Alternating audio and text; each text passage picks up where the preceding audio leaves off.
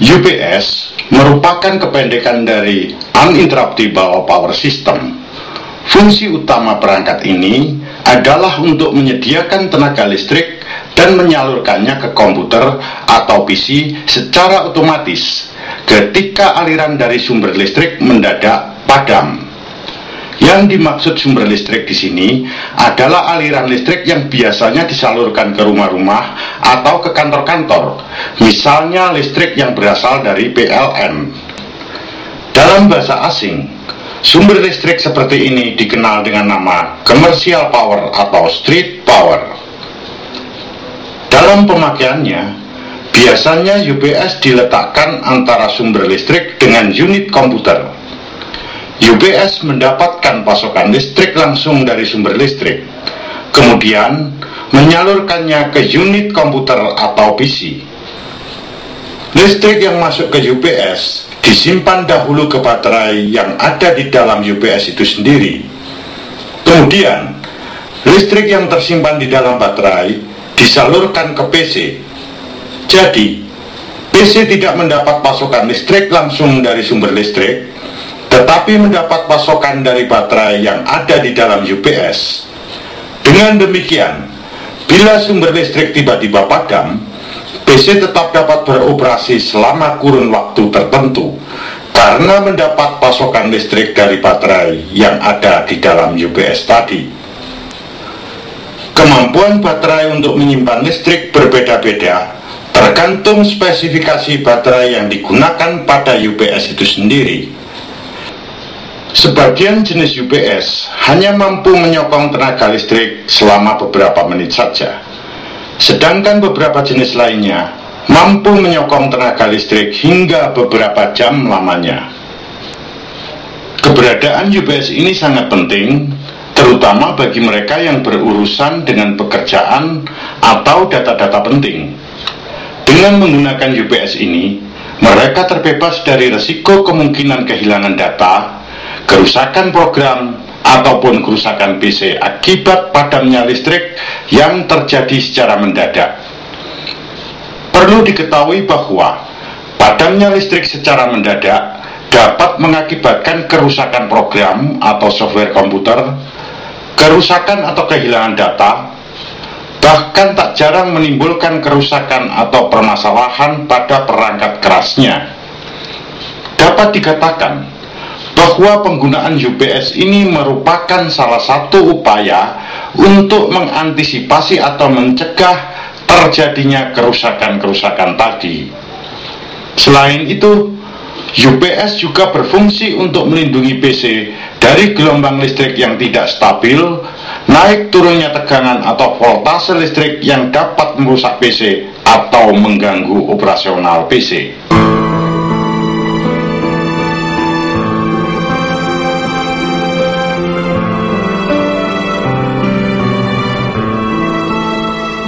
Hingga tahun 2010, sebagian ahli menggolongkan UPS menjadi 3 jenis, yaitu yang pertama, Passive Standby atau UPS level 3 offline. UPS jenis ini terutama berguna untuk menangani padamnya aliran dari sumber listrik yang terjadi secara mendadak, penurunan tegangan, dan lonjakan listrik, namun tidak menangani masalah perubahan atau naik turunnya frekuensi listrik. UPS ini biasanya murah harganya. Umumnya, UPS offline memerlukan waktu beberapa detik, kurang lebih 1 hingga 5 detik, agar unit UPS benar-benar siap dan dapat mensuplai daya dengan sempurna ke sebuah PC.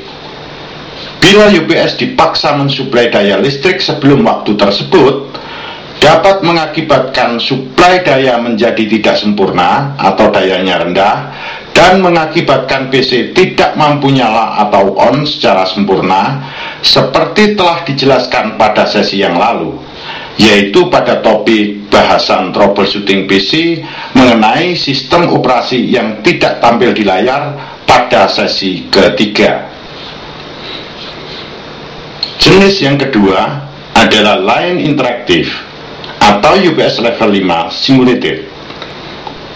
UPS jenis ini selain berguna untuk menangani padamnya aliran listrik yang terjadi secara mendadak, juga dilengkapi kemampuan untuk mencegah pengaruh buruk akibat konsleting atau hubungan singkat, dan mampu mentoleransi naik turunnya tegangan dengan bantuan baterai yang dimilikinya. Namun, perlu diperhatikan bahwa naik turunnya tegangan ini dapat mengurangi umur baterai. Jenis yang ketiga adalah Double Conversion atau UPS level 9 online. UPS jenis ini memiliki inverter yang bekerja terus-menerus untuk menghasilkan daya listrik yang murni, bersih, dan stabil. Kemampuan untuk melindungi dan mensuplai daya lebih terjamin dibandingkan kedua jenis UPS sebelumnya. Biasanya harganya lebih mahal. Banyak digunakan di perkantoran karena menawarkan jaminan proteksi yang lebih lengkap dan suplai daya yang lebih baik.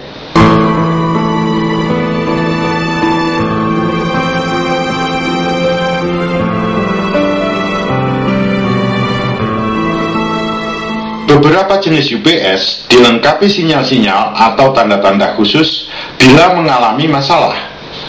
Tanda-tanda ini dapat berbeda-beda pada setiap UPS, tergantung merek atau produsennya. Berikut ini disajikan contoh masalah-masalah yang mungkin terjadi, penyebabnya, dan solusinya pada UPS merek PowerPro model P Pro 600 atau UPS 600VA. Contoh masalahnya adalah UPS tidak dapat menyala atau on. Kemungkinan penyebabnya, yang pertama adalah voltase baterai kurang dari 10 volt. Bila ini terjadi, solusinya isilah baterai UPS minimum selama 6 jam. Kemungkinan penyebab yang kedua adalah kerusakan PCB. Bila hal ini terjadi, gantilah PCB dengan PCB yang normal. Contoh masalah yang kedua yaitu waktu backup yang terlalu pendek. Apabila ini terjadi, kemungkinan penyebabnya antara lain yang pertama, baterai tidak penuh 100%. Solusinya, isilah baterai UPS minimum selama 6 jam. Kemungkinan penyebab yang kedua adalah kerusakan PCB. Solusinya, gantilah PCB dengan PCB yang normal. Kemungkinan penyebab yang ketiga adalah kerusakan baterai itu sendiri. Solusinya, gantilah baterai dengan baterai yang normal. Contoh masalah yang ketiga yaitu alarm berbunyi terus-menerus. Bila hal ini terjadi, kemungkinan penyebabnya antara lain yang pertama, kemungkinan kelebihan muatan. Solusinya, kurangilah muatannya. Kemungkinan penyebab yang kedua adalah baterai mulai melemah. Solusinya, isilah baterai UPS hingga penuh.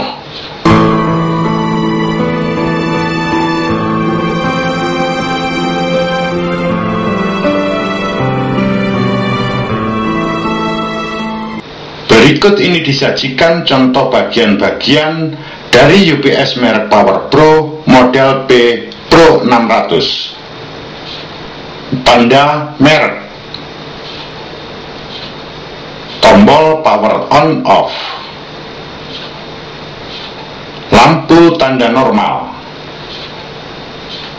lampu tanda backup atau sedang mensuplai listrik, lampu tanda charge atau sedang dalam pengisian muatan listrik,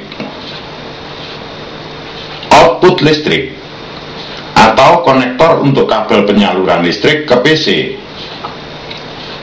Sekring, jalur input listrik dari sumber listrik.